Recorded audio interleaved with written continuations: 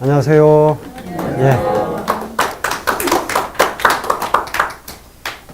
꽃이 아주 주말에 만발했는데 지금 비가 오니까 오늘 다 질 모양입니다. 좀 오래 갔으면 싶었는데, 오늘은 이제 장자 두 번째 편 재물론입니다.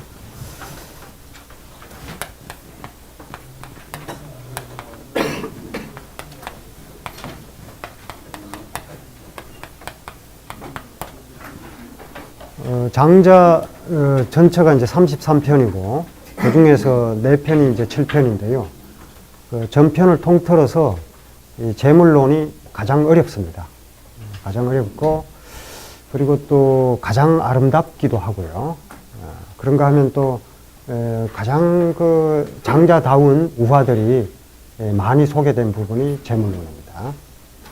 우선 이 재물론이라고 하는 이 글 자체가 이 론이라고 하는 거는 보통 공자나 맹자에게서는 논이라는 글이 없습니다. 논이라는 글이 없고, 순자에 가면 비로소 이제 뭐 철론 같은 게 나와요. 철론. 일종의 그 논문이죠. 그 논리적인 글인데, 우리가 이제 동양문헌을 볼 때는 그 논리적인 구성을 쉽게 찾아볼 수 없는데, 장자 이 재물론은 대단히 논리적입니다.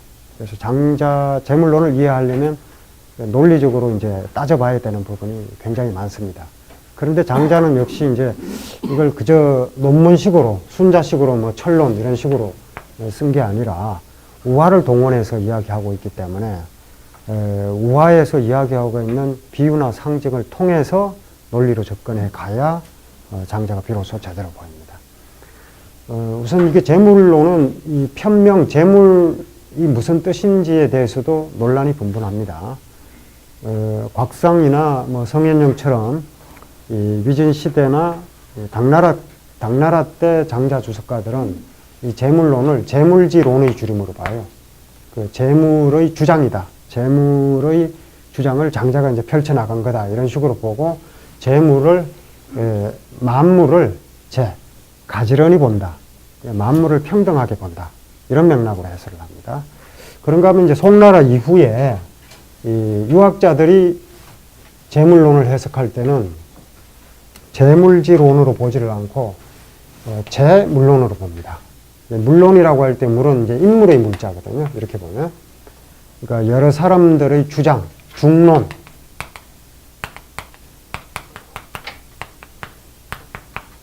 수많은 사람들의 가치관이나 세계관을 가지런히 통일시킨다. 이런 식으로 이해를 합니다. 그런데 이제 이 둘 다 말이 돼요. 왜냐하면 장자는 이 재물론에서 나와 너, 그 나라고 하는 존재, 그리고 나와 상대되는 사람이 이제 너죠. 나와 너를 통일시킵니다. 그런가 하면 이를테면 오상아 이런 표현이 나와요. 내가 나를 잃어버렸다. 이런 표현을 씁니다. 나를 잃어버린 거죠. 잃어버리는 주체는 오가 되고, 이럴 때 이제 이것 오도 나고, 아도 나죠. 그런데 내가 나를 잃어버렸다. 이렇게 되면, 잃어버림의 주체인 오와 임시적 존재인 나라는 게 이제 달라지는 거죠. 내가 나를 버렸다. 이렇게 되면요. 잃어버렸다. 이렇게 되니까. 그러니까 같은 나입니다만 다릅니다. 잃어버릴 수 있는 나가 있고, 그리고 이건 이제 임시적으로 존재하는 가하가 되는 거죠. 가하가 되는 겁니다. 그리고 오는 주체가 되는 거죠. 그런데 물론 장자에서는 이 주체인 오마저도 확실한 것은 아닙니다. 이런 식으로 나와 너의 관계 속에서 내가 나를 잃어버림으로써 나와 너를 통일시키고, 그런가 하면 피시, 피는 저것이고 시는 이것이죠. 저것과 이것을 통일시킵니다. 그런가 하면 저것과 이것이 때로 시비가 되죠. 저것은 그런 것이 되고 이것은 옳은 것이 됩니다. 이런 과정을 통해서 나와 너를 통일시키고 저것과 이것을 통일시키고 옳고 그름을 통일시키는 거죠. 그러니까 만물을 가지런히 보는 주장. 이렇게 보면 이런 맥락이 이제 통합니다. 그런가 하면 중론이라고 하는 것도 수많은 주의 주장인데 각자가 이제 자기 입장에서 바라보는 거거든요. 그런 자기 입장에서 바라보는 다양한 견해를 통일시킨다. 이런 맥락이 되니까 이 두 가지가 다 원래 이제 곽상이나 성현영 같은 학자들이 주장한 재물지론이나 또 중론, 수많은 주의 주장을 통일시킨다고 이야기한 것이나 둘 다 장자의 내용적으로 볼 때 타당한 해설이라고 할 수 있습니다. 그렇다 하더라도 이제 기본적으로 이 한자 한문의 구문으로 보면은 재물지론이 좀 더 쉬운 이야기입니다. 그래서 일단 재물지론으로 보시고 재물론 내용을 한번 살펴보겠습니다. 재물론의 첫 번째 이야기는 이른바 이제 천풍부라는 이야기로 시작합니다.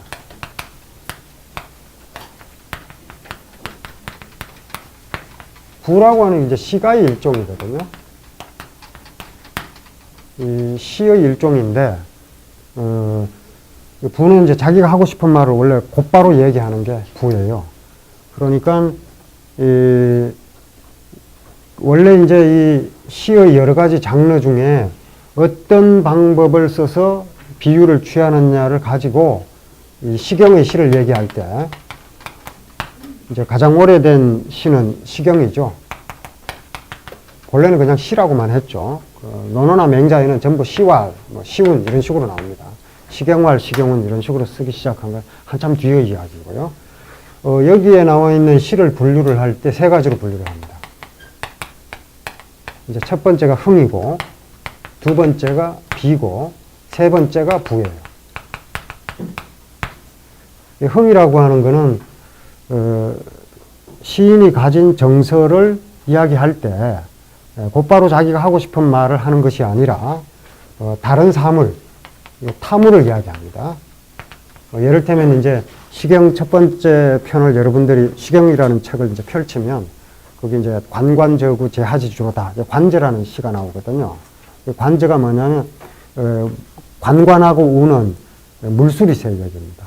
물수리새가 암수가 서로 주고받는 그 소리를 이야기하면서 남녀간의 사랑을 이야기하는 거거든요.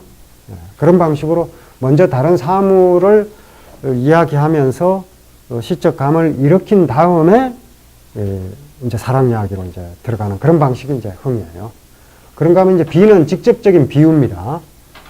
이를테면 이게 이런 것도 전부 이제 그 고대의 시가라는 게 민속 가요 형식이거든요. 그 당시 이제 백성들이 노래한 것, 노래와 시가 완전히 분리되지 않았던 시기이기 때문에 노래하는 건데, 요즘의 대중가요식으로 얘기를 하면 이 흥이라고 하는 거는 저런 노래 있죠. 낙엽지던 그 숲속이 어쩌고 저쩌고 하는 그런 식입니다. 낙엽지는 그 숲속의 정취, 쓸쓸함, 아련함, 이런 걸 이야기하면서 사랑 이야기로 이제 들어가는 거죠. 그게 이제 흥이라면, 비는 보다 직접적인 비유입니다.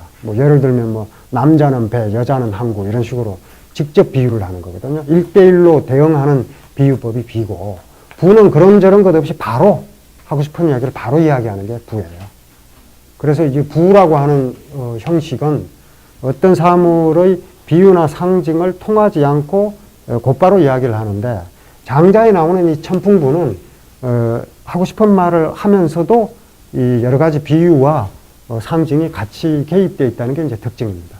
어쨌든 처음에 나오는 이 천풍부라고 하는 이 수많은 나무의 둘레가 백둘레가 되는 어마어마하게 거대한, 앞에서 수많은 나무 이야기가 나왔죠. 그 중에 하나가 이제 또 재물론에 나옵니다. 엄청나게 거대한 깊은 숲 속의 이 나무에 수많은 구멍이 있는 거예요. 그 나무에 코같이 생긴, 사람의 코같이 생긴 구멍, 사람의 입같이 생긴 구멍, 나무 그릇 같은 구멍, 절구꽁이 같은 구멍, 이런 수많은 구멍이 있는데, 그 구멍에서 나는 소리를 이야기하는 게 이제 지뢰거든요. 땅의 음악이거든요.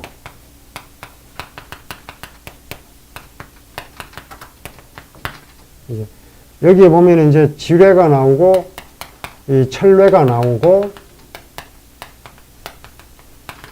또 일뇌가 나옵니다. 일뇌라는 건 뭐, 우리가 인간이 작곡한 음악, 피리 소리, 뭐 이런 게 이제 일뇌입니다. 그리고 지뢰는 이제 땅의 음악, 대지의 음악이에요.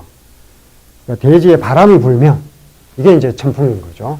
바람이 불면, 이 수많은 이 구멍, 엄청나게 거대한 둘레가 백둘레 되는, 백아름 되는 이 나무의 온갖 구멍에서 각양각색의 소리가 납니다. 이제 그게 지뢰예요. 그리고 이제 마지막으로 이제 철뇌 이야기로 이제 넘어가는데, 조금 이따가 이제 같이 한번 읽어보기로 하겠습니다. 그런데 어쨌든 이런 이제 이걸 가지고 이 명나라 말기 청나라 초기 학자 방의지가 이걸 한편의 천풍부라고 이야기를 했거든요. 이게 이른바 이제 성부라 그러는데, 이런 장르를 성부라 그럽니다. 소리를 묘사한 시라는 거죠.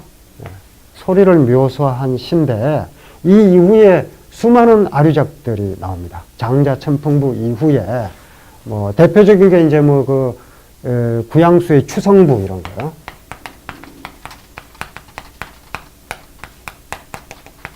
가을이 오는 소리입니다. 그러니까 가을이 오는 소리라기보다는 가을 소리죠. 가을 소리를 시가의 형태로 이제 엮은 게 구양수의 추성부가 있고요. 구양수의 추성부도 뭐 대단합니다. 워낙 뭐 다양한 표현이 나오고 읽고 있으면 서늘해져요. 그래서 저는 여름이 되면은 추성부를 하나 부채에다가 써가지고 붙입니다. 그냥 안 쓴 부채보다 훨씬 더 시원하더라고요. 뭐 저절로 그냥 서늘한 기운이 막 생기는데, 이런 성부의 원조고요. 이런 게 이제 또 이 조선의 연암 박지원 같은 사람에게 영향을 미쳐서 소리를 묘사한 게 연암집 이 공작권 문고나 또 열알기에도 나옵니다. 열알기에도 이제 이 장자의 이 대목과 유사합니다.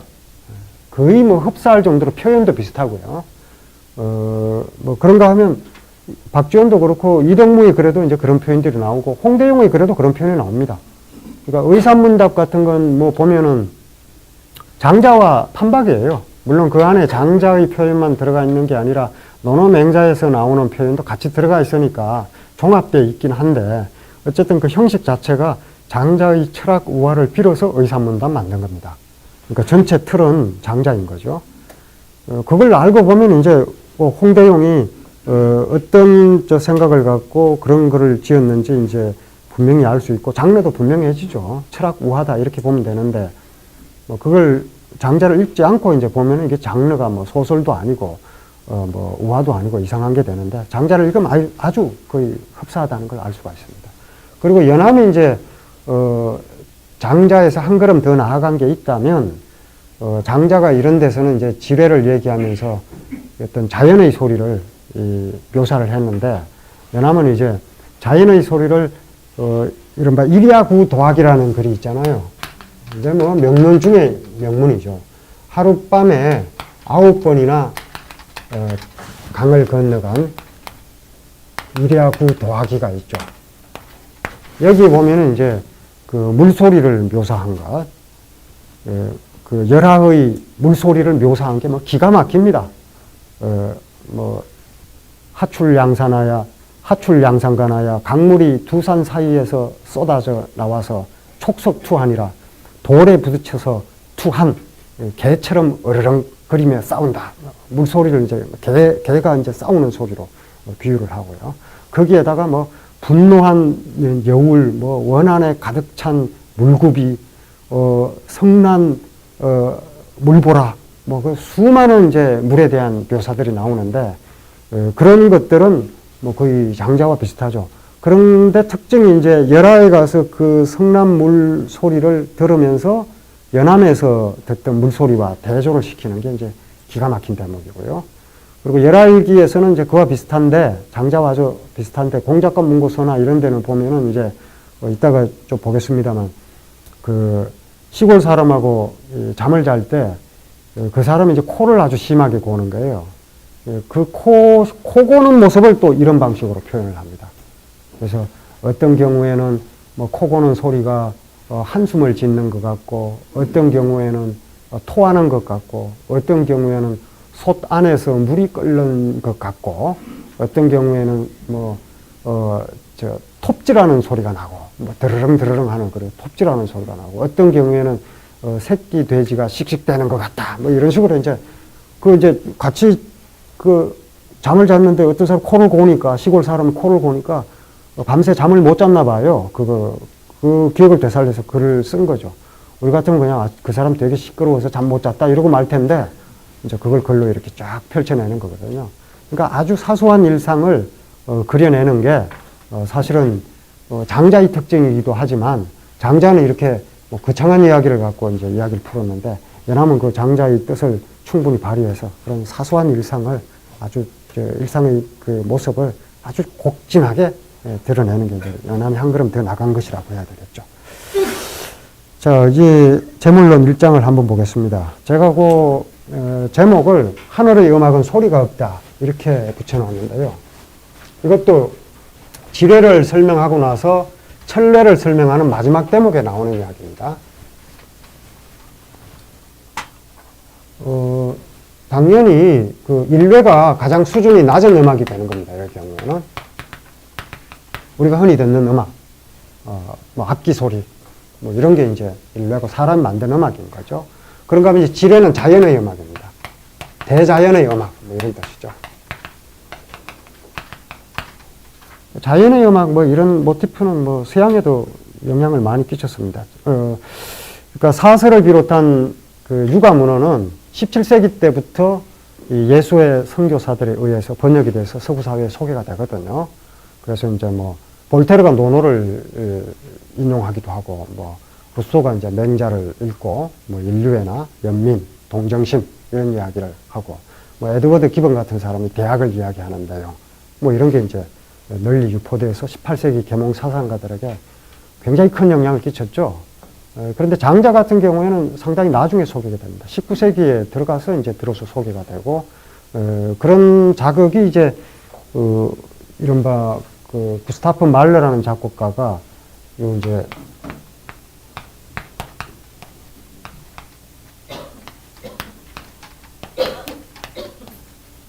Das Lied von der Erde라고, 에르데가 어스죠, 어스. 예, 그러니까 땅입니다, 땅. 대지 이런 뜻이죠. 대지의 리트, 노래. 리드가 아니라 이제 독일어 리트죠, 리트. 대지의 노래. 뭐 이런 음악을 작곡하게 하고, 그게 뭐 6개 악장 정도로 되어 있었을 겁니다. 그리고 거기에 보면 뭐 이태백의 시, 맹호연의 시, 왕류의 시, 이런 게 이제 그 가사로 이제 들어가 있습니다. 아마 이제 같은 아이디어를 갖고 작곡을 했을 거예요. 그런가 하면 이게 이제 지뢰인데, 이 천례는 일례는 피리 소리고, 피리 소리, 사람이 부르는 노래 소리 뭐 이런 거고, 지뢰는 이제 이렇게 대지의 노래고요. 대자연의 음악입니다. 대자연의 소리 뭐 이런 의미가 되는 거고, 그럼 천례는 뭐냐?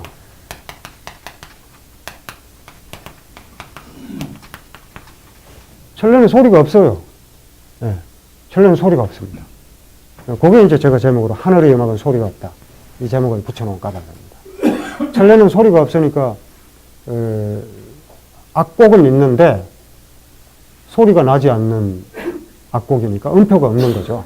네. 이것도 이제 그 20세기에 그 존 케이지라는 작곡가가 1952년에 4분 33초라는 그 음악을 작곡했죠. 참 쉽게 작곡했어요. 왜냐, 이게 3악장입니다. 3악장으로 되어 있는데, 악보에 보면 악보에 5선지가 이렇게 쭉 있고요. 그리고 여기에 적혀 있는 구절은 타세트라는 구절밖에 없습니다. 침묵이라는 뜻이거든요. 침묵하라. 그래서 뭐 1악장이 뭐 1분 몇십 초, 뭐 2악장이 2분 몇십 초, 뭐 3악장이 또 몇 분 몇 초, 뭐 이래가 전체 합치면 4분 33초예요.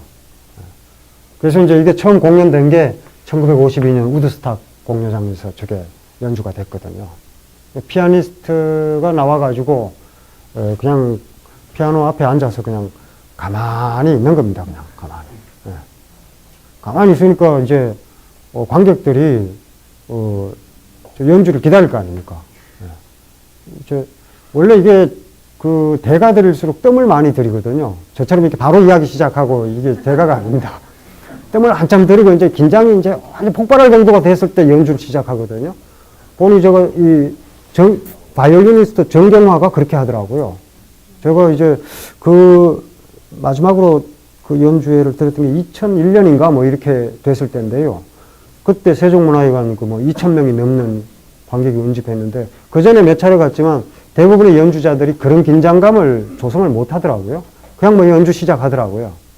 근데 극도의 긴장이 일어날 때까지 기다리다가 연주를 시작하더라고요. 뭐 그렇게 뭐 연주를 완전 휘어잡고 그리고 눈도 막 반쯤 돌아가고 막 이러니까 이제 귀 기울인 연주를 뭐 그때 들려줬는데요. 요즘 못 들은 지 오래됐습니다. 그런 긴장감 뭐 이런 게 있죠. 그러니까 왜 연주를 안 하지 이런 긴장감이 이제 있다가 연주가 비로소 시작되는 건데 이거는 이제 그게 없는 거예요. 그냥 이제나 저제나 하고 이렇게 기다리고 있잖아요. 기침도 하고 그런 긴장된 순간에 이제 기침이 일부 더 많이 납니다. 예. 평소에 괜찮던 사람이 어떤 이제 대가가 연주하는 그 장소에 참석을 하면 긴장이 돼서 기침을 더 많이 하고 그러거든요. 뭐 그런 것도 이제 어떤 예술적 경험을 얻을 수 있는 그런 조건이 되는 거죠. 뭐 어떤 사람 무슨 이탈리아의 피렌체에 있는 무슨 교회 있죠. 무슨 크로체 교회라고 있습니다. 산타 크로체 교회인가 그래요. 거기 가서 프레스코 백화를 보고 쓰러졌죠. 내려오다가. 그게 스탕달이잖아, 스탕달. 스탕달이 지오토라는 화가의 작품을 보고 내려오다가, 죽을 것 같았다. 갑자기 막 호흡이 가빠지고, 죽을 것 같았다. 이렇게 쓴 게 이제 스탕달 신드롬이잖아요. 그런 것도 이제 그 예술 작품을 통해서 느끼는 그런 긴장감 이런 거죠. 일단 그런 게 있고 나서 그 다음에 해설이 필요하고 한 겁니다. 그런 게 전혀 없는데 아무리 해설 읽어봤자 도움이 안 되는 거죠. 지식만 많아지는 거고요. 근데 어쨌든 첫 대면할 때의 그런 긴장감이 이제 지속이 되는데 이 음악은 그런 긴장감이 최고조에 도달했는데도 연주가 안 되는 거죠. 이제나 저제나 연주를 기다리는데 긴장하고 연주가 안 되는 겁니다. 그 어떤 반응이 일어나겠습니까? 제가 오늘 강의하러 와갖고 처음에 여러분들 뵙고 나서 조용히 그냥 계속 있으면 오늘 그렇게 했어야 되는 건데 재물론이니까요. 장자처럼 한번 해봤어야 되는데요. 그럼 이제 다음 주에 이제 아무도 안 오시면 그게 이제 그렇게 되면 이제 생각을 해보시면 되는 거죠. 처음에는 이제 이제나 저제나 하고, 기침도 하고, 이러면서 연주가 시작되기를 기다리겠죠. 그러다가 연주가 시작이 안 되니까, 이건 뭐야. 이렇게 웃기도 할 것이고, 웃음소리도 날 것이고, 그러다가 이제 화도 날 것이고, 그러다가 이제 뭔가 연주자가 어디가 아픈가, 걱정도 될 것이고, 술렁일 것이고, 이런 거죠. 그런 식으로 진행되는 악곡이 4분 33초입니다. 이 아이디어도 이제 장자에서 나온 거고요. 존 케이지라는 작곡가는 장자와 선 이런 쪽에 이제 깊은 조예가 있었다기보다는 예술적 감흥이라고 하는 건 정말 예기치 않는 방식으로 이제 다가오는 거니까 저런 아이디어를 활용해서 음악을 작곡한 거죠. 그게 장자에 보면 철내는 소리가 없다 이런 얘기가 되는 겁니다. 그러니까 소리가 없다 이렇게 얘기하지는 않고요. 소리가 없다 이렇게 얘기하는 건 노자입니다. 그게 이제 태음희성이에요.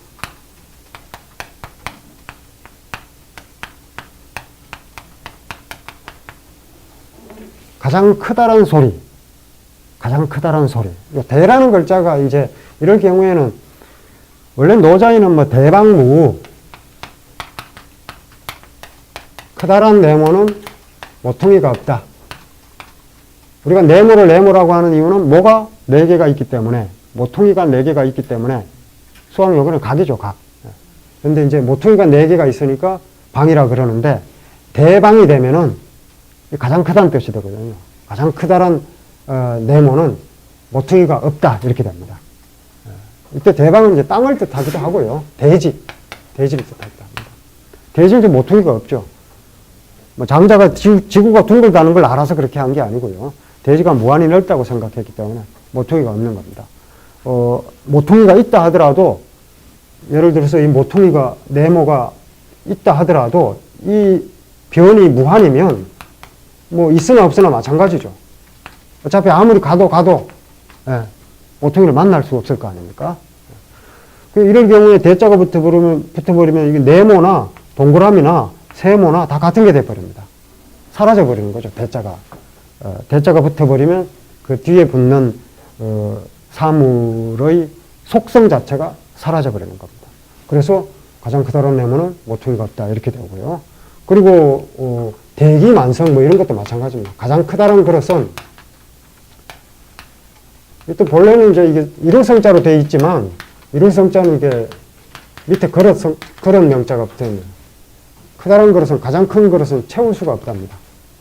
원래 그릇이라고 하는 건 용도가, 그릇의 용도가 뭡니까? 용도가 물건을 담는 거잖아요. 이게 부정하는 말이니까, 용언을 부정하는 말이니까 담을 수가 없다 이거예요. 보통은 이제 넓게 이루어진다 이렇게 표현을 하지만, 대방무나 대기만성이나 태엄희성이나 이게 다 부정하는 말이기 때문에 똑같은 방식으로 보면 채울 수 없다 이렇게 됩니다. 그릇이 있는데 그릇의 용량이 무한해요. 용량이 무한입니다. 그럼 채울 수가 없는 거죠. 아무리 채워도. 장자에 물론 비슷한 비유가 나오고요. 그리고 태엄희성, 이거는 이제 태엄이라고 표기된 저 판본이 있고, 그런가 하면 후세의 학자들이 노자의 다른 부분과는 달리 이 부분은 태자로 고쳐서 읽었습니다. 그래서 대음으로 읽어도 되고 태음으로 읽어도 됩니다. 저도 왔다 갔다 해요. 어떤 경우에는 대음이라고 그러고 어떤 경우에는 태음이라고 했는데, 앞으로 그냥 태음으로 통일하기로 했습니다. 태음. 이것은 이제 소리가 들리지 않는다는 뜻이거든요. 희는 원래 노자에 보면 희가 있고 미가 있고 이가 있는데, 이는 보이지 않는 거고 미는 잡을 수 없는 거고, 미세에서요. 이는 이제 전경색과 배경색이 같아서 보이지 않는다 이런 뜻입니다. 이는 평평하다는 뜻이거든요. 전경색과 배경색의 명암이나 채도가 일치하면 안 보이겠죠. 예. 노란 바탕에 똑같은 채도와 명도를 가진 물감으로 써봤자 보이지를 않으니까 평평한 거죠. 그래서 보이지 않는다는 뜻이고요. 미는 워낙 미세해서 손으로 잡을 수 없다 이렇게 되는 거고, 그리고 희는 소리가 들리지 않는데, 그래서 인생 70 고래이다 뭐 보통 이렇게 얘기를 하는데, 그런 70세 살았다는 이야기를 듣는 것이 드물다는 얘기입니다. 그냥 70까지 사는 게 드물다는 이야기이기도 하지만, 그런 이야기를 듣기가 힘들다 이런 뜻입니다. 그래서 희는 잘 들리지 않는다. 그런데 가장 크다는 소리가 들리지 않는 거예요. 이건 이제 가장 크다는 소리이기도 하고 가장 아름다운 음악이기도 한 거죠. 그러니까 이런 맥락이 이제 이 저물론에 들어가 있습니다. 음악 이야기로 시작을 한 건데요. 왜 하필이면 음악 이야기를 했을까? 돈은 일단 보이지 않는 것이라는 생각에서 음악 이야기를 들고 나온 것 같아요.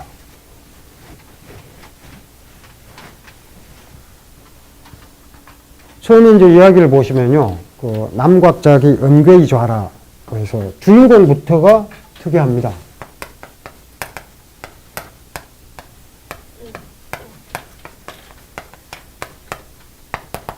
남곽자기가 안석에 기대서 앉아 있어요.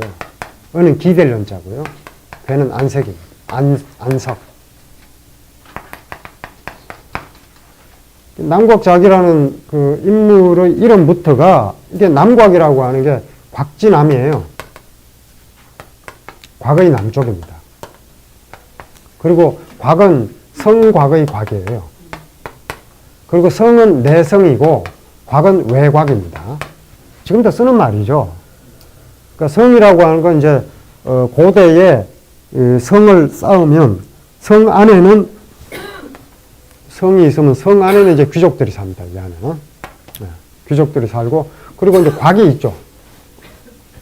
그 외곽 밖을 둘러싸고 있는 곽이 있습니다. 그러니까 방어를 위해서 2중 3중으로 이제 이 곽을 쌓은 거죠.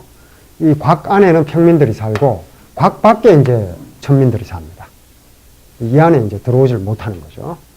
곽 밖에 사는 사람, 그게 남곽.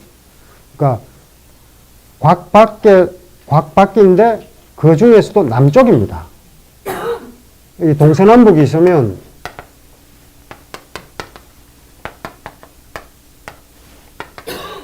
이 임금이 남쪽을 바라보고 있기 때문에 임금이 북쪽에 위치하고 있는 거죠. 북쪽이 높은 곳이고 남쪽이 낮은 곳입니다. 그 박지원의 그 호질이라는 양반을 풍자하는 소설이 나오는데 거기도 북곽 선생이 이렇게 나오잖아요. 북곽 선생을 망신주죠, 호질에서. 그런데 그 북곽 선생도 남곽 자기를 패러디한 거죠. 남곽 자기는 북쪽에 사는 사람이 아니고 남쪽에 사는 사람입니다. 그 성의 북쪽은 주로 그 지위가 높은 사람들이 살고 상대적으로 지위가 낮은 사람들이 남쪽에 산단 말이에요. 그래서 서울도 그렇죠. 북촌 한옥마을, 근데 북촌은 부촌이죠, 부촌. 북촌 북쪽에 있는 부촌입니다. 그리고 이제 남쪽에 이제 상대적으로 세력이 약한 집안이 사는데, 이거는 지금 성박 천민들이 사는데, 그 중에서도, 이게 신분이 낮다 하더라도, 뭐 조선시대도 그렇죠. 누구 집 노비냐에 따라서 이렇게 세력이 다르잖아요. 그 중에서도 가장 낮은 사람들이 사는 곳, 그게 남쪽입니다. 남곽이라 그러면은 남곽에 사는 자기 이렇게 되는 거죠. 그러니까 자라고 하는 건 존칭으로 붙인 거고요. 그러니까 공자의 제자들 단목사를 자공이라고 하고 누굽니까? 뭐 자로를 중류를 자로라고 하고 이런 식으로 이제 앞에 아들 자자를 붙여서 존칭으로 쓰는 것. 이게 자죠, 자. 그런 식으로 이제 자기라고 고칭을 한 겁니다. 그리고 이제 요 기라고 하는 거는 요特기자와 같고, 만물의 뿌리다. 그 도를 패러디한 거죠. 그러니까 광남쪽에 사는 도를 아는 선생, 뭐 이런 뜻이 되는 겁니다. 남곽작이라는 이름 속에 이미 도가 어디에 있는가, 그 암시가 들어가 있는 거죠. 외편이지만 내편에 나오는 이야기는 아닙니다만, 동곽자가 장자에게 물어요. 선생님, 도가 어디 있습니까? 그러니까 장자가 풀이나 지푸라기 속에 있다. 뭐 이렇게 얘기를 하니까, 도가 그렇게 하찮은 데 있습니까? 이러잖아요. 저 기와정 속에 있어. 그러니까 어째 더 낮아집니까? 저 똥오줌, 신익에 있다. 똥오줌 속에 있다. 그러니까 동곽자가 놀리는 줄 알고 얘기를 안 하는 대목이 나오죠. 그 도는 낮은 곳에 있다. 이런 맥락이 여기 들어가 있는 거죠. 그리고 이제 주인공들이 앞으로 쭉 나오는데, 뭐 처음에 곤이나 붕세같이 거창한 이야기로 시작을 했지만, 등장하는 사람으로서 주인공은 공자도 물론 나옵니다. 공자나 뭐 거배곡 같은 당시 현자로 이름이 높았던 사람들도 나오지만, 남곽작이나 또 이 무명의 그 장애인들, 지리소, 사지가 비비 틀려서 형용할 수 없는 그 기형불구의 장애인들, 그리고 그 절름발이들, 뭐 이런 사람들이 계속 나오거든요. 그리고 그런 사람들이 이제 도를 이야기합니다. 그러니까 이제 그런 사람들, 그리고 또 백정, 소 잡는 백정, 또 양생주 편에 보면 포정해우가 나오잖아요. 포정은 백정입니다. 백정이란 건 뭐 딴 게 아니고, 나라에서 뭐 토지나 또 일거리를 주지 않으니까 할 수 없이 사람들이 하기 싫어하는 소 잡는 일, 살생하는 일을 업으로 삼는 거죠. 포정이 해우, 소를 잡는 거죠. 사람들이 하기 싫어하는 일을 하는데 바로 그 일을 잘 함으로써 구원받는 내용입니다. 그런 이야기를 한 나라의 군주에게 포정이 그 기술로서 소를 잡는 것을 보여주고 양생의 도리가 뭔지를 이야기하거든요. 양생은 뭐 아시다시피 육아는 숙이라면 장자는 이제 양생이 삶의 가장 중요한 가치입니다. 양생을 놓쳐버리면, 양생을 놓아버리면 어떤 가치 있는 일을 해도 높이 평가할 수 없다는 게 이제 장자의 입장이거든요. 그 양생의 도리, 가장 중요한 도를 누가 얘기하느냐? 그 나라에서 신분이 가장 낮은 사람, 이런 사람이 이야기를 하는 거죠. 그 등장한 이 남곽자기가 그 최초의 등장인물이라고 보시면 됩니다. 그런가 하면 이제 여기에 남곽자기의 그 제자로 나오는 인물이 있죠. 안성자유가 나오죠.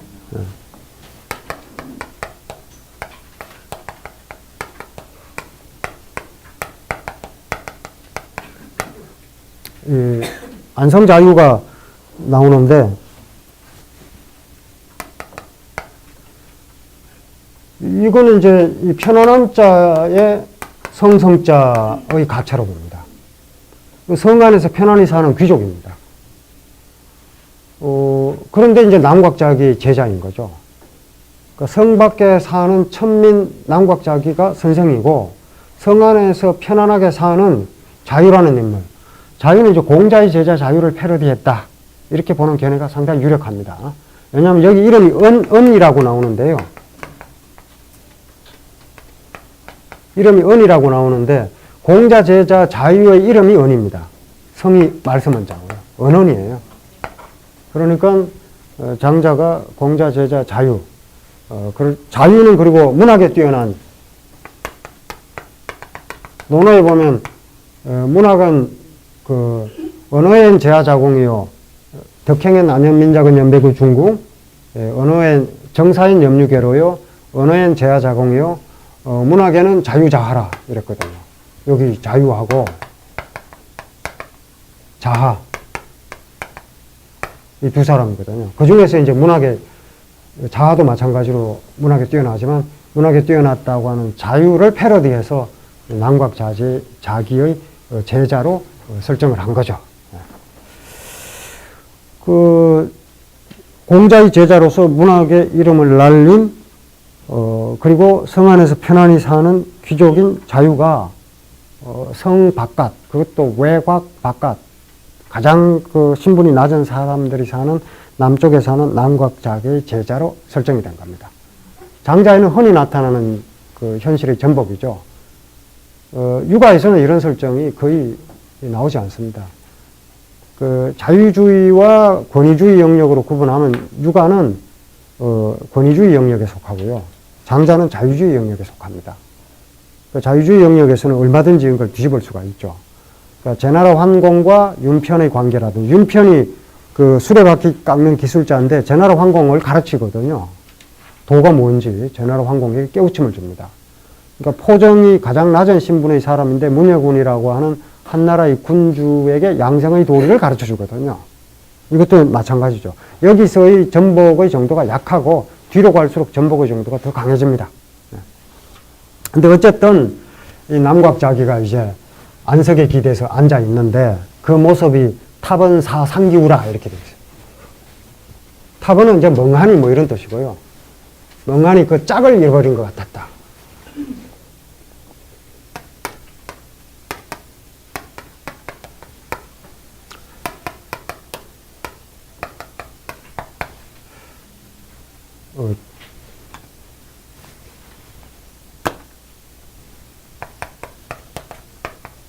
뭐 순서를 바꿔도 상관없습니다.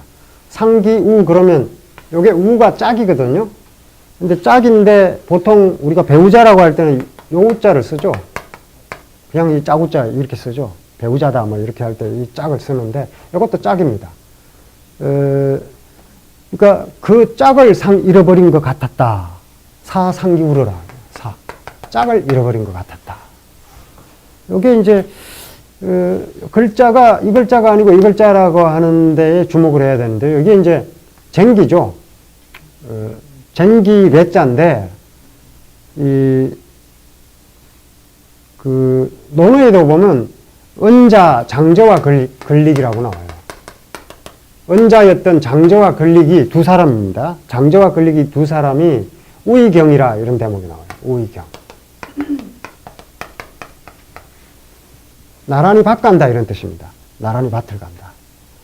우라고 하는 게 이제 어떤 맥락이냐면 밭 가는 짝이에요. 밭 가는 짝. 이게 쟁기이기 때문에. 우리가 소를 이용해서 우경을 하잖아요. 소를 이용해서 이제 경작을 하는 게 이제 우경인데, 우경이죠. 소 이전에는 누구를 부려먹었을까요? 그렇죠. 뭐 사람이죠. 뭐. 그러니까 소를 부려먹은 사람으로 인해서 사람이 해방된 겁니다. 소를 가축화시킨 사람이 굉장히 위대한 사람이에요. 인간을 해방시켰으니까.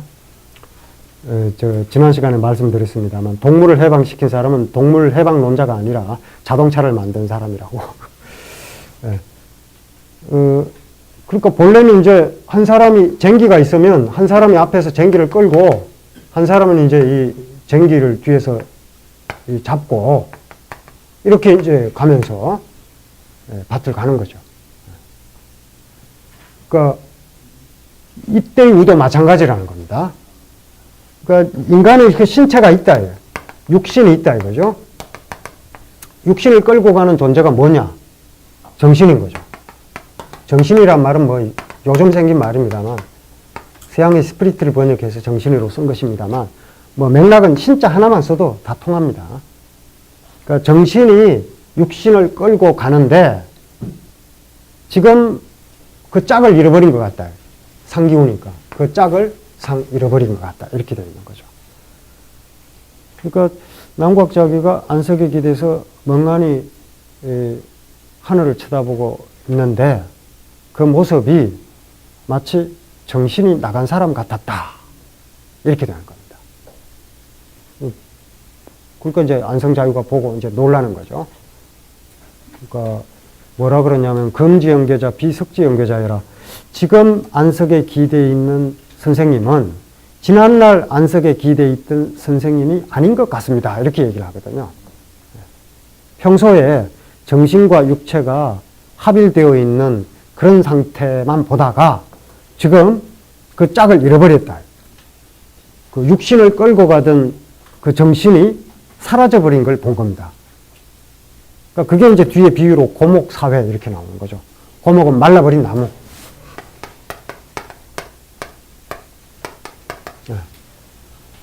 말라버린 나무. 그리고 사회는 불 꺼진 재.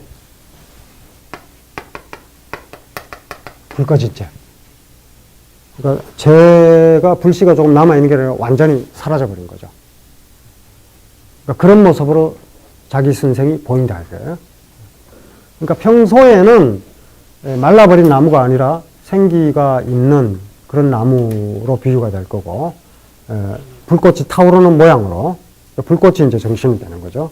그런 모양이었는데 지금은 완전히 그런 모습이 사라져버리고 바싹 마른 나무, 불 꺼진 재의 모습으로 안석에 기대어 있는 겁니다.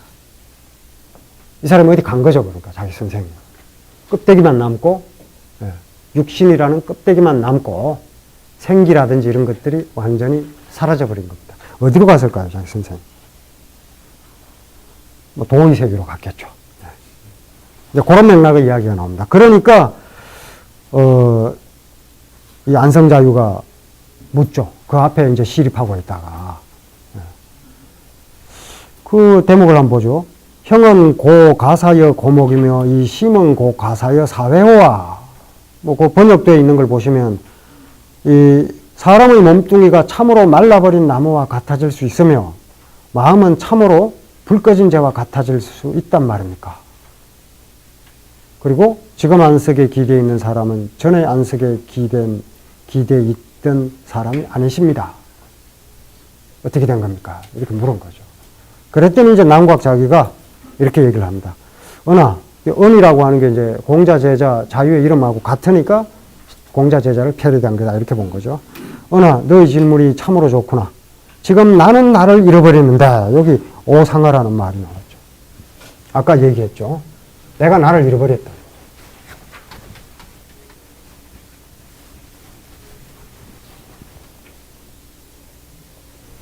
상기우 이렇게 되어 있는데 그 짝을 잃어버렸다 이렇게 되어 있지만 이걸 이제 다시 남곽자기가 자신의 말로 표현한 게 오상하죠. 내가 나를 잃어버렸다. 이 나와 이 나가 이제 다른 것일 수밖에 없죠. 이렇게 되면. 우리가 흔히 이제 근대식으로 얘기하면 이 오는 주체로서의 나고, 그리고 이제 아는 내가 나를 대상화한 거죠. 내가 나를 대상화한 겁니다. 그걸 잃어버렸다. 근데 장자에서는 이 재물론 자체가 그렇습니다. 나비꿈 같은 게 보면 주체와 객체의 관계가 뒤집혀 버리죠. 뒤집혀 버립니다. 그러니까 뭐 서구 근대를 연 주체 뭐 이것과는 달라요. 장자는 주체마저도 던져버리거든요. 그러니까 내가 나를 잃어버렸다. 그러니까 나를 대상화할 수 있어야만 가능한 거죠. 나를 대상화할 수 있어야 된다. 나를 대상화한다고 하는 건 나를 돌아볼 수가 있어야 되는데, 이게 육아는 이제 늘 자기 수양의 방식으로 그걸 돌아보죠. 뭐 철저합니다. 그 점에서는. 예를 들어서 그 어떤 어부가 어떤 사람이 그 창랑의 물이 맑으면 내 각건을 씻고 창랑의 물이 탁하면 내 발을 씻으리 이렇게 얘기하면 남방계열 문학 초사의 잡자 구론 같은 경우는 그걸 어떻게 이해하냐면 세상이 탁하면 같이 탁해지고 세상이 깨끗하면 같이 깨끗해지면 된다. 혼자 잘난 체 할 필요 없다. 이런 말로 그걸 이해하고 받아들여요. 그런데 이제 맹자에 인용되어 있는 똑같은 문장이 있습니다. 어떤 어린아이가 창랑의 물이 맑으면 내 각건을 씻고 창랑의 물이 흐리면 내 발을 씻으리. 이러니까 공자가 그걸 보고 제자들은 받아 적어두어라. 그러면서 하는 얘기가 뭐냐면 물이 깨끗하면 각건을 씻고 물이 더러우면 발을 씻는데 이건 모두 물이 자초한 일이다. 이런 식으로 풀이를 합니다. 그러니까 완전히 다르죠. 같은 이야기를 받아들이고요. 그러니까 자기 성찰적인 방식인데 자기 수양을 도덕적 수양을 기준으로 자기 성찰을 하는 게 육아적 방식이고, 여기서 장자가 자기를 대상화하는 방식은 자기를 버릴 때에 오히려 도의 세계와 가까워진다는 맥락으로 이해를 해야 됩니다. 그러니까 다르죠. 전통이 다르다고 해야 될 겁니다. 이런 경우에는. 근데 어쨌든 이런 식으로 장자식으로든 그 육아식으로든 자기를 대상화할 수 있는 존재가 인간이죠. 다른 존재도 아마 그런 게 뭐 이 침팬지나 뭐 이런 걸 보면 그런 것 같긴 해요. 예. 뭐 거울 보고 장난치고 뭐 이 뭐 손 들고 이런 거 보면 침팬지도 이 거울 속에 있는 모습이 자기라는 걸 아는 것 같더라고요. 근데 뭐 예를 들어 개들은 뭐 그런 것 같지 않고요. 개는 거울 속에 있는 비친 개를 보면 그냥 짖고 으르렁거리고 그러더라고요. 그건 이제 진 줄 모르는 거죠. 자기인 줄 알면 그 자기한테 으르렁거리고 할 리가 없잖아요. 근데 이제 어쨌든 인간이 이제 그 자기를 가장 잘 돌아보는 존재인데 이것도 이제 그런 맥락으로 이해할 수 있어야 이 오상하라는 말을 이해할 수 있겠죠. 내가 나를 어떻게 잃어버려? 뭐 이렇게 되는 거죠. 예. 이해하지 못하면. 그러니까 너는 지지와 너는 그것을 알아차렸느냐. 그러니까 어쨌든 안성자유가 알아차렸으니까 이렇게 묻는 겁니다.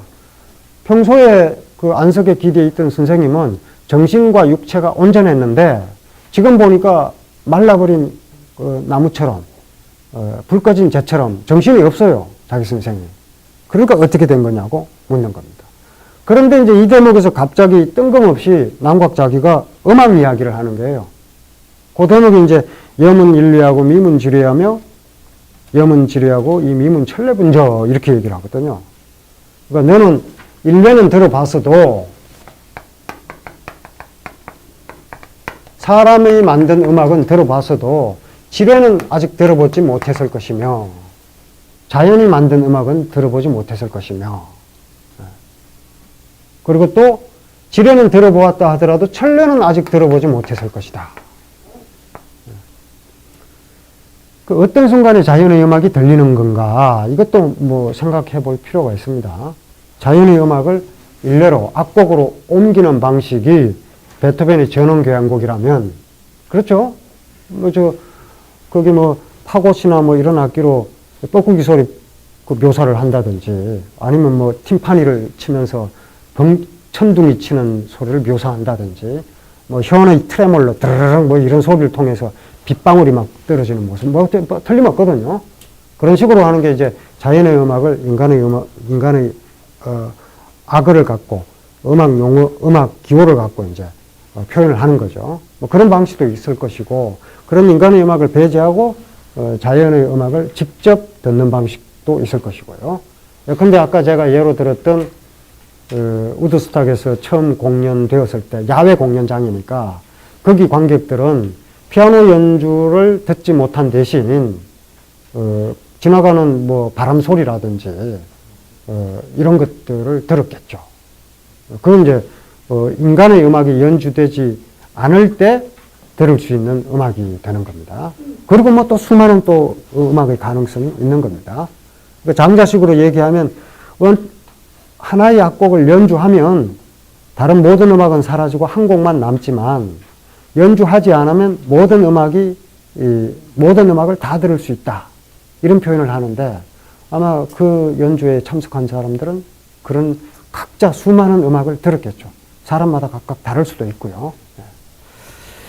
어쨌든 자연의 음악이 그런 거고요. 그리고 이제 이 지뢰는 장자가 조금 있다가 구체적으로 표현을 합니다. 그리고 천례는 아직 알 수가 없습니다. 그러니까 안성자유가 묻죠. 그 감문기방항의다. 감히 그 이치를 여쭙습니다. 이러니까 남곽자기가 이야기를 합니다. 거기는 한번 저 원문을 한번 보시죠. 자유할 감문기방하노이다 이렇게 되어 있죠. 자유가 감히 그 이치를 여쭙습니다. 또 방은 리 같아요. 방은 뭐 방정하다, 뭐 올바른 도리 이게 다 같은 뜻으로 쓰입니다. 방법 뭐 이것도 되고요. 선생님 말씀하신 이치를 들어보고 싶습니다. 하니까 이제 자기가 쭉 얘기를 해요. 자기와 부 대괴 애기 애자는 하품 애자입니다. 그러니까 하품을 한다 이거. 대괴 괴는 흙덩어리죠. 큰 대자가 붙었으니까 이 대지 가장 큰 땅덩어리 대지를 뜻합니다. 그러니까 이제 그 대지가 애기 하품을 한다. 숨을 쉬는 거죠. 숨을 쉬면 기명이 풍이라 그 이름이 바람이다. 시유 무작이언정 이 바람은 무작 일어나지 않으면 그만이지만 그만이란 표현은 없습니다만 행간이 있습니다. 이 바람은 일어나지 않으면 그만이지만 작적 만규 노요하나니 일단 바람이 일어났다 하면 만규 온갖 구멍이 노효 성난 소리로 포효한다. 온갖 구멍들이 소리를 낸다. 이는 독불문지 요요호와 너는 홀로 저 요요한 소리를 듣지 못했느냐? 요요는 이제 그 바람 소리, 길게 울리는 바람 소리를 듣지 못했느냐? 너도 들어보았겠지? 뭐 이런 뜻입니다. 산림지 외처에 깊은 숲속, 산림 깊은 숲속, 외처는 뭐 설명이 좀 복잡합니다. 그러니까 이제 이 토산지 대석자, 뭐 이래서 흑산 위에 돌을 이고 있는 산, 뭐 이런 뜻인데, 뭐 그 정도 설명은 생략하겠습니다. 그러니까 높은 산 깊은 숲 속에, 뭐 이런 뜻이에요. 높은 산 깊은 숲 속에서 대목, 백위지, 규열이, 대목이죠. 커다란 나무입니다. 그리고 백위, 둘레가 백둘레 되는 거예요. 백아름이 되는 대목. 이게 백위 대목이 아니고 대목 백위라고 하는 게 문장의 순서를 이제 바꾼 거죠. 도치시킨 겁니다. 그러니까 둘레가 백둘레 되는 커다란 나무의 구열, 구멍이, 그리고 이제 그 구멍을 표현하는 게 사비하며, 사구하며, 사이하며, 사계하며, 사권하며, 사구하며, 사와자하며, 사오자하니. 이게 이제 전부 구멍 종류예요. 어떤 것은 사람의 코 같고, 어떤 것은 사람의 입 같고, 어떤 것은 사람의 귀 같고, 그러니까 어떤 것은 이 개, 가로지른 나무 같고, 어떤 것은 권, 나무 그릇 같고, 어떤 것은 구, 절구통 같고, 어떤 것은 와, 깊은 웅덩이 같고, 어떤 것은 오, 이건 얕은 웅덩이입니다. 어떤 것은 얕은 웅덩이 같은데, 거기서 또 온갖 소리가 나는 거예요. 구멍의 모양이 다르니까. 그래서 거기에서 격자와 호자와 질자와 흡자와 귀자와 호자와 요자와 교자라. 거기 나는 소리가 뭐, 급격하게 물이 흐르는 소리 격자요. 그리고 화살이 나는 소리, 또 꾸짖는 소리, 헉헉거리는 소리, 그리고 뭐 외치는 소리, 볼멘 소리, 뭐 바람 소리를 잘 들어보면 이제 그런 소리가 들리죠. 꾸짖는 소리도 들리고 외치는 소리도 들리고 뭐 깔깔대는 소리도 들리고 이런 온갖 소리가 난다. 그리고 전자창호든 앞의 바람 소리가 우하고 불면 수자 뒤따르는 바람이 또 우웅 소리를 낸다. 그리고 바람이 가볍게 불면은 그러니까 영풍적 소화하고 영은 이제 이게 물맑은 소리 영자예요. 맑은 물소리처럼 살짝 부는 바람. 그러니까 바람이 약하게 불면, 그러니까 바람이 가볍게 불면 가볍게 화답하고 또 거센 효리 바람이 불면 큰 소리로 화답을 하는데 여풍이 제하면 사나운 바람이 지나가면 바로 모든 구멍이 텅 빈다 이거예요. 그리고 텅 비고 이제 고요해지는 겁니다. 그리고 너도 바람이 지나간 뒤에 나뭇가지가 흔들흔들 조조지 도도호와 살랑살랑 흔들흔들 거리는 모습을 너만 보지 못했는가 뭐 이렇게 돼 있는데 너도 본 적이 있겠지. 이렇게 얘기를 하니까 이제 자유가 일단 일례가 뭐고 지례가 뭔지는 이해를 합니다. 그래서 뭐라고 얘기하냐면 자유와 지례는 중규시요 지례는 대지의 음악은 묻 구멍에서 나는 소리가 여기 해당하고 일례는 사람의 음악은 비죽. 비죽은 이제 빗자가 나란할 빗자죠.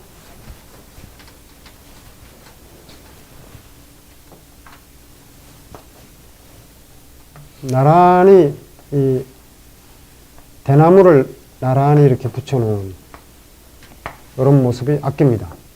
이런 게 이제 팸플리슈라 그러잖아요. 이것도 유래가 이제 뭐 어디가 빠르다 이랬는데 그 3000년 전에 이 팸플리슈 중국에서 발굴이 되면서 그냥 게임이 끝났습니다. 그리고 뭐 이런 생황도 마찬가지죠. 뭐 이게 이제 묶어놓은 모습으로 되어 있지만 이렇게 나란히 되어 있지는 않지만 이것도 이제 어떤 건 길고 어떤 건 짧은 식으로 이렇게 묶어놓은 생황 같은 것도 여기에 해당하는 거죠. 뭐 이런 게 이제 일례다 이거예요. 인간이 만든 악기로 연주하는 음악. 이게 이제 일례가 되는 거죠. 그렇다는 것을 알겠고, 감문 천례하노이다. 감히 천례가 무엇인지 여쭙습니다. 그랬더니 남각 자기가 대답을 하죠. 자기와. 근데 그 내용이 아주 미묘합니다. 취만 부동하나. 취는 불어대는 소리를 뜻합니다. 불취자죠. 불어대는 소리가 그 망가지로 같지 않지만 함기 이 사기 자기안을 자기라는 말이 나오는데요. 이때는 나로부터 말미암는다. 요즘 우리가 쓰는 자기라는 뜻이 아닙니다. 기로부터 이런 뜻이에요. 기로부터. 온갖 구멍마다 다 각기 다른 소리를 내는데 그 소리가 다 기로부터 나온다. 그 구멍으로부터 나온다고 하지만 그러니까 자기로부터 말미암는데 함기자치 모두 자취 스스로 취한 것이라고 하지만 노자는 기수야야. 노하게 하는 것은 기수야. 누구인가? 그러니까 온갖 구멍으로 하여금 각자 자기의 소리를 내게 하는 천례는 누구인가 이거죠.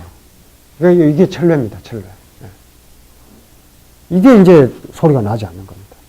그러니까 아까 얘기했던 태음 희성이 노자에 나온다 그랬는데요. 그런 맥락입니다. 이때 태음이라고 하는 거는 단순히 그 주파수가 뭐 빠르거나 뭐 느리거나 그런 정도의 의미가 아니라 모든 음의 근원이 되는 거죠. 온갖 구멍으로부터 각자의 소리를 내게 하는 존재가 태음인 겁니다. 그러니까 이거는 이제 들리지 않는다는 거죠. 그러니까 다른 존재로 하여금 소리를 내게 하는 것은 소리가 없고, 보이는 것을 보이게 하는 것은 보이지 않는다. 이렇게 되는 거죠. 보이는 것은 보이지 않는 어떤 것의 지배를 받는다. 이렇게 되는 겁니다. 그게 이제 뒤에 보면 진군이라고 나와요.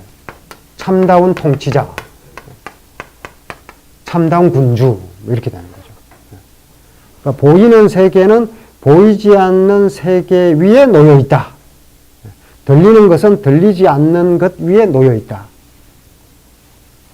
알쏭달쏭하죠. 가장 큰 소리를 쉽게 얘기하면 우리가 이제 뭐 지구가 도는 소리 이런 거 생각하면 되잖아요. 지구가 하루에 한 바퀴를 도니까 하루는 24시간이잖아요. 지구 둘레가 4만 킬로가 조금 넘죠. 그러니까 4만 킬로가 24시간을 도는 겁니다. 24시간 만에 4만 킬로가 도는 겁니다. 뭐 시속 1000몇백 킬로 이렇게 되죠. 그렇게 엄청나게 빨리 도는데 지구가 도는 소리를 들어보신 분 계십니까? 어떤 분 들린다 그러시더라고요. 가만히 들어보면 웅 하는 소리가 들린다.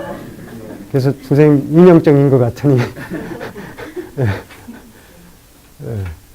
안 들리죠.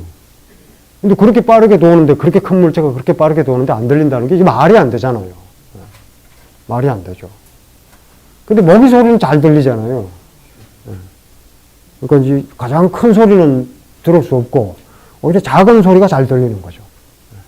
장자가 패러디 하는 게 있는 거죠, 여기에.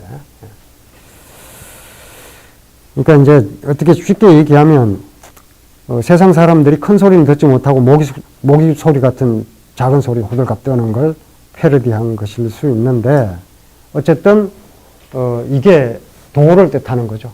도를 뜻하는 거죠. 도는 보이지 않고 들리지 않는다. 이런 맥락입니다. 그리고 이제 이 도를 빌어서 장자가 이제 이 수많은 그 차별과 편견과 구분 이런 것들을 하나하나 깨가는 게 제물론입니다. 그래서 뭐 그 다음에 나오는 이야기가 쭉 나오는데 잠깐 쉬었다가 다음 이야기로 넘어가겠습니다. 예, 이제 남곽자기의 그 한바탕 그 노래 그 천풍부 이야기가 끝나고 장자의 사색이 이제 나오기 시작합니다. 사색이 이제 굉장히 그 깊이 들어가고요. 여기서는 상당히 그 비관적입니다. 그러니까 사람의 삶을 바라볼 때도 죽음을 향해 달려가는 것으로 표현을 하고요. 인간에게 드러나는 그 수많은 감정들, 우리가 이제 흔히 불안을 느끼거나 뭐 슬퍼하거나 노여하거나 뭐 이런 것들이 다 감정 때문이죠. 그런데 그 감정의 근거가 있는가 묻는데 근거가 없습니다. 내 몸에서 일어나는 그 수많은 감정들이 없으면 나를 확인할 수가 없고, 그리고 또 내가 없으면 그런 감정들이 붙어서 드러날 수가 없겠죠. 그런데 그 감정이 일어나는 근거가 있는가 하고 묻는데 그 근거가 없고, 심지어 그 내가 존재하는 뚜렷한 근거도 없습니다. 그래서 인간의 삶을 굉장히 비관적으로 묘사를 하고 있고, 죽음에 대해서도 마찬가지입니다. 장자에는 이제 다양한 죽음관이 나오거든요. 이를테면 죽지 않는다는 우화가 그 양생주 편에 나오고요. 그러니까 사람의 그 영혼은 이 불과 같은 것인데, 이 불이라고 하는 것은 뗄나무가 다 타도, 곧 육체라는 뗄나무가 다 타도 다른 나무로 옮겨 붙어서 계속 유지될 수 있다. 이런 이야기를 하는 게 양생주고요. 그런가 하면 죽음 이후의 세계가 더 낫다. 뭐 이런 이야기도 합니다. 그 장자가 이제 그 길을 가다가 해골이 있는 걸 보고 해골을 두드리면서 내가 너를 다시 살려줄까 하니까 해골이 싫다 그래요. 왜 싫으냐 그러니까 죽으니까 참 좋다. 뭐가 좋으냐 그러니까 여긴 차별이 없어. 뭐 이런 얘기를 하면서 사후의 세계가 오히려 더 낫다. 뭐 이런 식의 이야기들도 나옵니다. 별의별 죽음관이 나오는데 죽지 않는다부터 시작해서 영혼 불멸설도 나오고 죽은 이후의 세계가 더 낫다. 뭐 이런 얘기가 다 나오는데, 가장 장자가 이야기한 가장 솔직한 죽음관이 바로 이 제물론에 나옵니다. 죽지 않는다고 얘기를 하지만 그렇지 않다고 얘기를 합니다. 몸이 죽으면 마음도 같이 죽는 것이다. 이런 식으로 얘기를 해요. 그리고 삶이라고 하는 것은 죽음을 향해 달려가는 것이다. 이렇게 이야기를 하고요.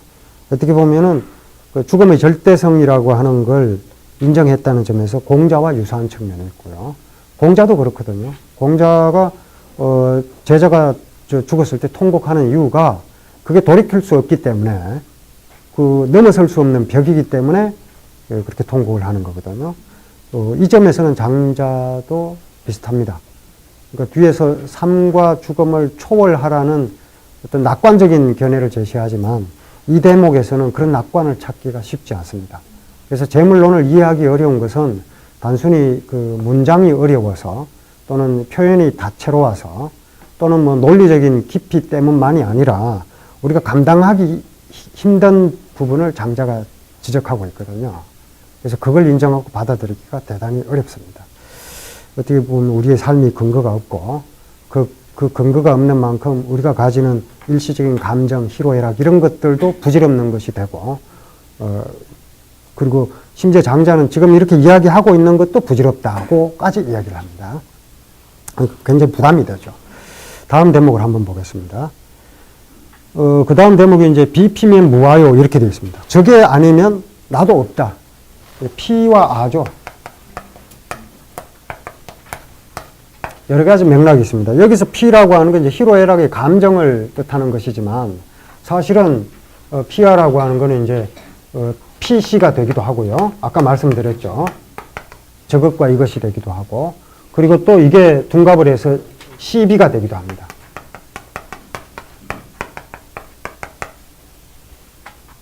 우리가 어떤 것을 옳다 하고 어떤 것을 그러다고 하는 것은 대부분 욕망 때문이죠. 그리고 이 욕망은 유용성을 기준으로 형성되는 거죠. 나의 욕망을 충족시키는 데 도움이 되면 유용한 것이고, 나의 욕망을 충족시키는 데 도움이 안 되면 무용, 쓸모없는 거죠. 네. 선생님, 여기 돼지는 하나하고 소지는 간간 요거는 예, 그거 뛰어넘습니다. 제물론 굉장히 길고, 이제, 그건 또 여러분들 책 읽어보시면서 또 나머지, 저는 그냥 처음 이야기들만 이렇게 소개를 하고요. 예. 그러면 아마 제물론 하다가 10강이 다 끝날 겁니다. 예. 그래서 이제 원고를 드린 것은, 제가 말씀드린 게 106쪽에요. 109쪽에 11번째 줄에 그 바라슬이 바레슬로 됐는데요. 바라슬로 올자. 이따가, 이따가, 시비, 피시, 피하라고 하는 게 이제 다 사실 같은 맥락에서 나오는 거죠. 그리고 여기서는 이제 감정을 이야기하는데, 나라는 이 몸뚱아리, 주체가 없으면, 나에게 희로애락의 감정이 드러날 수가 없다, 이거예요. 이제 이걸 장자는 인정을 합니다. 그리고 이걸 이제 진실에 가깝다고 하지만, 이 감정의 근거가 뭐냐, 이걸 알 수가 없다는 거예요. 우리가 늘 불안을 느끼고, 노여워하고, 슬퍼하고는 하지만, 이런 감정의 근원이 어디에 있느냐, 그 뭔지 알 수가 없다. 이거 아침, 저녁으로 계속 일어나는데, 사실 그게 근거가 있는 게 아니다. 어떤 주제자가 있어서 그렇게, 드러내는 것이냐, 그렇지 않다는 거예요. 알 수가 없다는 거예요. 그렇지 않다는 게 아니라 알 수가 없다. 그리고 우리가 가지고 있는 몸뚱아리, 내 몸에 이제 100개의 뼈마디, 9개의 구멍, 6개의 장부, 이런 게 갖추어져 있는데, 이 중에서 어떤 게 가장 중요한 것인지도 알 수 없다. 그래서 표현을 한 게, 그중 누구와 내가 가장 가까운가, 이런 식으로 얘기를 하죠. 그걸 모두를 사랑할 것인가, 아니면 그중 어느 하나만을 사사로이 사랑할 것인가. 이처럼 결정하기 어렵다면 그것들 모두를 신첩으로 삼을 것인가. 나라는 주체가 있고 나의 부속되어 있는 신체의 여러 기관들은 신첩이 되는 셈이죠. 내가 생각하고 명령하는 대로 나의 이 부속된 몸뚱이가 움직이는 거니까요. 그래서 신첩이라는 표현을 한 거고요. 그 신첩으로 삼을 것인가? 아니면 나 없이 신첩끼리 서로 다스리기에는 부족한가? 아니면 차례대로 돌아가면서 서로 군주가 되고 신첩이 될 수 있는가? 아니면 어디엔가 참다운 군주가 있는가? 예, 그 실제를 알든 모르든 참다운 진실에는 아무런 영향을 끼치지 못한다. 질문만 던진 겁니다. 그 밑에 해설을 한번 보시죠. 저가 아니면 나도 없다는 말에 피아가 나오죠. 피아는 너와 나라는 뜻인데 이것이 때로 옳고 그름을 뜻하는 시비로 둔갑합니다. 그런데 이것은 모두 상대적인 것입니다. 무엇이 없다는 것은 무엇이 있어야 성립되는 말입니다. 곧 내가 없으면 나도 없다는 것을 알 수 있고요. 여기서 저는 저것 뭐 이런 뜻인데 저것은 인간의 몸에 나타나는 여러 가지 욕망 곧 감정이죠. 그런 감정이 없으면 나를 확인할 수 없습니다. 장자는 일단 이런 생각을 긍정합니다. 이게 진실에 가깝다고요. 하지만 그런 감정이 일어나도록 하는 근본 원인이 어디에 있는지 물음을 던지고 분명히 있긴 있는 것 같은데 구체적인 모습을 알 수 없다고 불렀습니다. 여기 이제 정답을 제시할 수가 없다는 거죠. 그리고 그 다음을 한번 보세요. 이거는 그냥 번역 부분을 보겠습니다. 사람이란 한 번 생명을 받아 몸이 이루어지면 곧장 죽지는 않더라도 소진되기를 기다리는 것인데 공연히 사물과 서로 다투고 해쳐서 내닫는 것이 마치 말 달리는 것 같아 멈추게 할 수 없으니 또한 슬프지 아니한가. 우리 삶이 이렇다는 거예요. 일생을 악착같이 고생하면서도 성공을 보지 못하고 고달프게 불임을 당하면서도 돌아갈 곳을 알지 못하니 슬퍼할 만하지 않은가.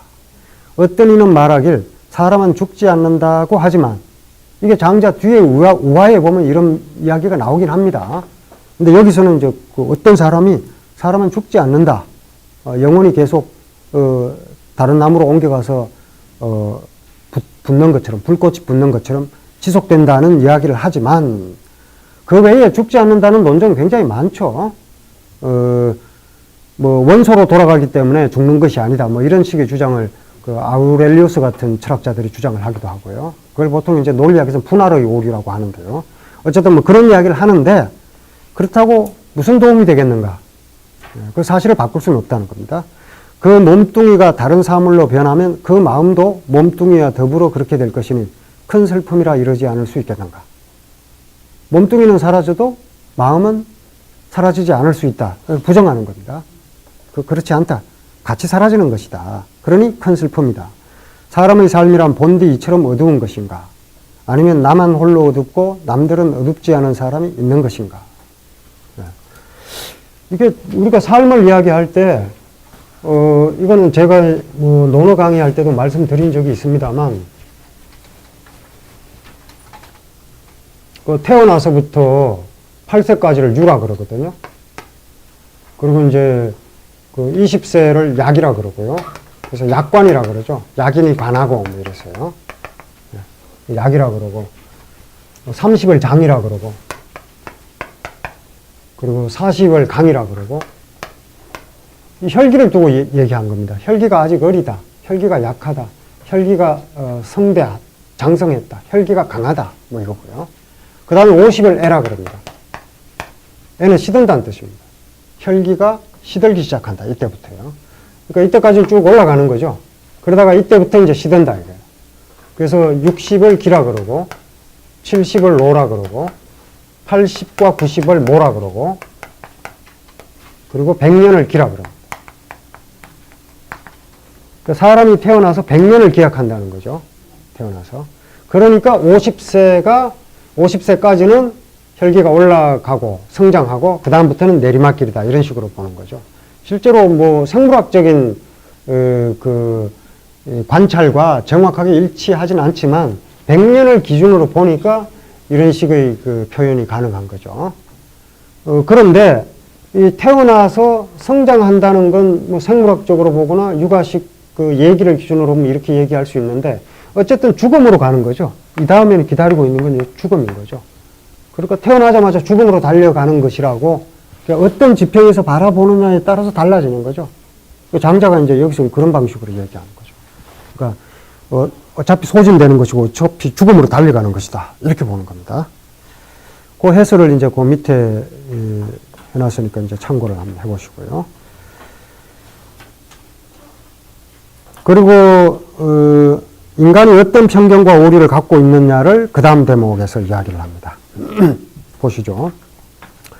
그 다음 번역문 보십시오. 마음에 이루어진 편견, 성심이라고 이렇게 나오는데요. 장자가 이루어진 마음 이렇게 표현을 하는데 주석가에 따라서 성심을 긍정적인 의미로 보기도 합니다. 완성된 마음 뭐 이런 식으로 보기도 하는데 일단 이 성심을 그 편견으로 보는 견해가 더 우세하고 장자의 맥락도 그쪽이 더 가깝습니다. 그래서 성심을 일단 편견으로 봅니다. 마음에 이루어진 편견, 곧 성심을 따라서 그것을 스승으로 삼자면 누군들 유독 스승이 없겠는가. 사람은 누구나 다 편견을 갖고 있기 마련이다. 그죠? 어찌 꼭 사물의 변화를 알아서 마음에 스스로 깨닫는 자라야 그런 것이 있겠는가. 어리석은 사람도 함께 끼일 수 있다. 어리석은 사람도 다 편견을 갖고 있다. 만약 마음에 아직 성심이 생기지 않았는데 시비를 따진다면, 그러니까 시비를 따질 때는 자기에게 유리한 방식으로 따지니까 성심이 생겼다고 전제를 하는 겁니다. 이는 오늘 월나라에 갔는데 어제 도착했다고 말하는 것과 같다. 금일 저고리 섭지하라. 이거 원래 이제 장자의 친구 셰시가 주장하는 영물 14 중에 하나인데요. 금일 오늘이죠. 오늘 저월 월나라에 갔다. 월나라에 갔는데 섭지 어제 지 도착했다. 이게 뭐 한문으로도 그렇고요. 우리말로도 전혀 문제가 없죠. 구문으로는. 오늘 월나라에 갔는데 어제 도착했다. 뭐 오늘 부산으로 출발했는데 어제 도착했다. 뭐 전혀 문제가 없죠. 그런데 실제로는 있을 수 없는 거죠. 네. 뭐 이런 주장은 뭐 저 그리스 철학자들도 이런 저 소피스트들에 의해서 이런 주장 많이 나옵니다. 예컨대 뭐 나는 화살은 날지 않는다. 이 제논의 주장이죠.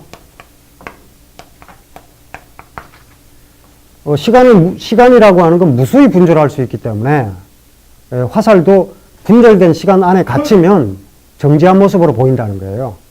나는 화살이 날지 않는 게 되는 겁니다. 그런가 하면 뭐 아킬레우스와 거북이 얘기도 유명하죠. 아킬레우스는 이제 그리스에서 가장 발이 빠른 사람이잖아요. 가장 빨리 달릴 수 있는 사람이고, 거북이는 뭐 가장 느린 동물의 상징이죠. 그런데 아킬레우스와 거북이가 예를 들어서 거북이가 100m 앞에서 출발을 하고 아킬레우스가 이 뒤에서 아킬레우스가 100m 뒤에서 100m 앞서 달리는 거북이를 추월할 수가 없다는 거예요. 그러면서 하는 얘기가 아킬레우스가 거북이를 추월하려면 일단 거북이가 앞서 있는 100m를 달려가야 되고 100m를 달려오는 동안에 거북이는 조금이라도 앞으로 나아가기 마련이고, 그리고 또 마찬가지로 이 거리를 좁혀야 되고, 그러는 사이에 거북이는 조금 더 앞으로 나아가기 마련이고, 요걸 또 줄을 쫓아가는 순간에 조금이라도 앞으로 나가고, 이런 식으로 계속 결코 거북이를 추월할 수 없다. 이런 식으로 이제 주장을 하는 거죠. 이것도 이제 사실은 논파는 간단합니다. 거꾸로 얘기해서 아킬레우스가 100m 거북이가 이만큼 가는 동안 아킬레우스가 이만큼 왔다. 거북이가 이만큼 가는 동안 아킬레우스가 이만큼 왔다. 이런 식으로 보지를 않고 시점을 바꿔버리면요. 아킬레우스가 100m 가는 동안에 거북이는 예를 들어 10m 갔다. 아킬레우스가 또 100m 가는 동안에 거북이는 10m 갔다. 그러면 이미 추월해버리잖아요. 그러니까 쉽게 깨지는 거죠. 그리고 이 나는 화살은 날지 않는다. 이것도 마찬가지로 쉽게 깨집니다. 이거는 이제 관념 속의 화살이죠. 우리 의식은 이제 분절을 할 수 있으니까. 실제 시간은 등속으로 흐르기 때문에 분절을 할 수가 없죠. 물리적 공간에서 화살은 날아가는 것이고, 이 관념 속의 이 화살은 시간의 분절을 통해서 가둘 수가 있는 것이니까 그거는 실제와 맞지 않다고 얼마든지 깰 수가 있습니다. 뭐 장자도 마찬가지예요. 이것도 마찬가지. 그러니까 이건 시간이 거꾸로 흐르기 전에는 불가능한 거죠. 이거는 시간을 자꾸 이렇게 무한등비급수에 따라서 시간을 축소시킨 거고, 이거는 시간을 거꾸로 흐르게 한 거죠. 시간이 거꾸로 흐른다면 오늘 출발해서 어제 도착할 수가 있을 텐데 시간이 거꾸로 흐를 수 없으니까 이걸 깰 수가 있는 겁니다. 장자가 뭐 그런 논리를 동원하지는 않습니다만 이런 경우에는 성립되지 않는다는 이야기를 하는 겁니다. 계속 보시죠. 그러니까 이것은 없는 것을 있다고 억지를 부리는 것이다. 만약 없는 것을 있다고 우긴다면 비록 신묘한 지혜를 지녔던 우임금이라도 어찌해야 할지 알 수 없을 것이니 난들 유독 이를 어찌할 것인가. 예. 시간의 역주행에 대한 비판인데, 이런 식으로 시비를 따지는 것이 허구라는 걸 장자가 밝힌 것이고요. 예, 그리고 이제 그 다음 대목을 한번 보겠습니다. 그 다음 대목은 이제 언어를 두고 비판하는 건데요. 예, 그 역시 번역문을 봅니다. 말은 바람 소리가 아니다. 그러니까 바람 소리와 말의 차이점이 뭐냐? 또는 바람 소리와 말과 병아리 소리의 차이점이 뭐냐? 말에는 말하고자 하는 뜻이 있기 때문이죠. 일단 그렇게 얘기합니다. 말은 바람 소리가 아니다. 말에는 말하고자 하는 뜻이 있기 때문이다. 그러나 말하고자 하는 것을 유독 확정할 수 없다면 과연 말이 있는 것인가? 아니면 일찍이 말이 있지 않은 것인가? 그것은 병아리 울음소리와 다르다고 하지만 또한 구별이 있는 것인가? 아니면 구별이 없는 것인가? 돈은 어디에 숨었기에 참과 거짓이 있게 되었으며 말은 어디에 숨었기에 옳고 그름이 있게 되었는가? 돈은 어디에 간들 있지 않겠으며 돈은 어디에나 있다 이거예요. 그리고 말은 어디에 있은들 옳지 않겠는가? 말이란 건 본래 옳다는 거예요. 그런데 이 도가 숨어버리고 말의 참뜻이 가려졌다. 왜? 도는 작은 성취 때문에 숨어버렸고 소도 때문에 도가 사라져버렸다 이거예요. 그리고 말은 화려한 꾸밈 때문에 숨어버렸다. 그 때문에 유가와 묵가의 시비가 생겨나게 되어 상대가 그러다는 것을 옳다고 주장하고 상대가 옳다는 것을 그러다고 주장한다. 상대가 그러다는 것을 옳다고 상대가 옳다는 것을 그러다고 주장하려면 명석한 판단을 통해서 옳고 그름을 넘어서는 것보다 나은 방법이 없다. 그리고 사실은 이제 그 다음에 장자가 주장하는 게 이제 그 도출을 얘기하는데요. 이 부분은 다음 시간에 이야기를 하도록 하겠습니다. 일단 이게 도의 지도리가 이제 도추인데, 추라고 하는 게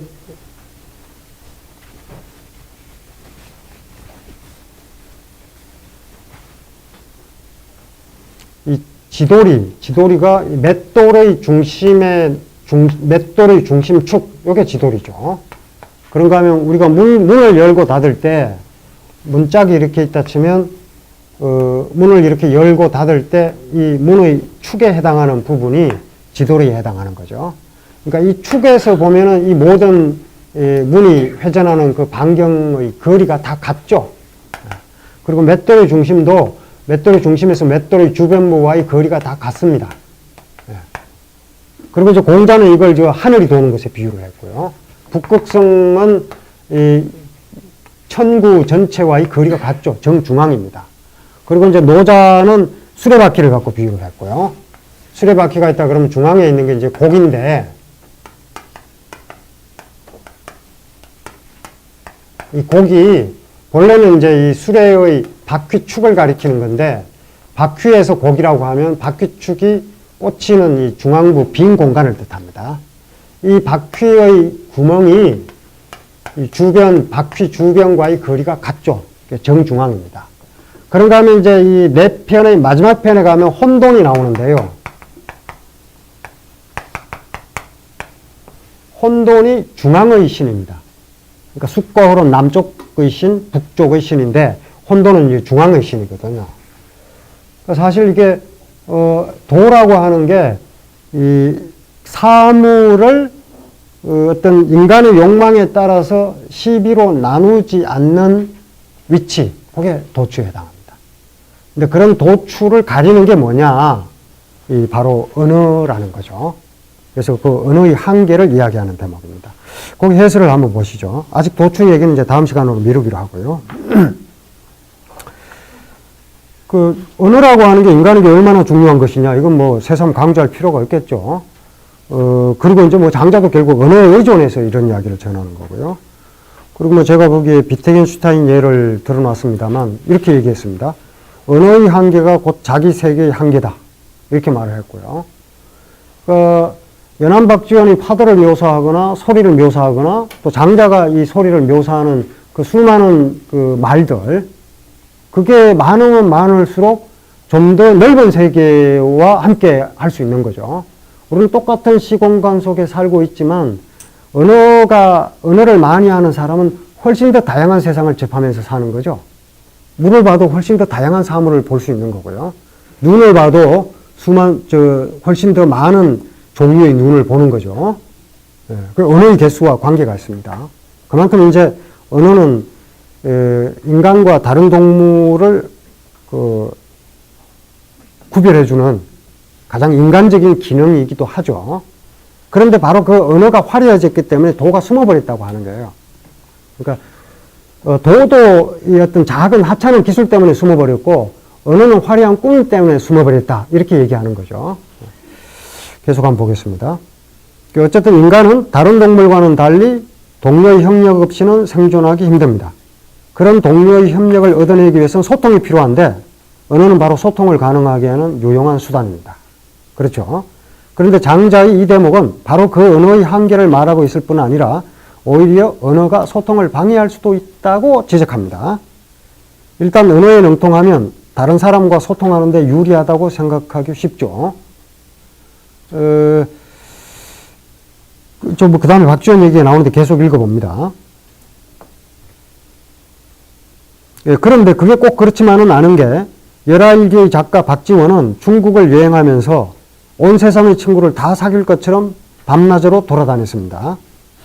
그보다 중국인들과 잘 소통하는 사람이 있을까 싶을 정도로요. 그런데 박지원은 중국어를 못했어요. 그냥 몇 마디 하는 정도였거든요. 예. 근데 이제 홍대용 같은 경우는 중국어를 꽤 구사했습니다. 물론 홍대용도 이제 초기에는 중국어를 잘 못하다가 나중에 이제 항주에서 몇 달 머무르면서 중국어를 배워서 중국어를 익히게 되는 거죠. 그래서 뭐 천주교 신부들도 만나고 이렇게 했는데 박지원은 전혀 못했어요. 보면 홍대용은 한글도 언문도 썼거든요.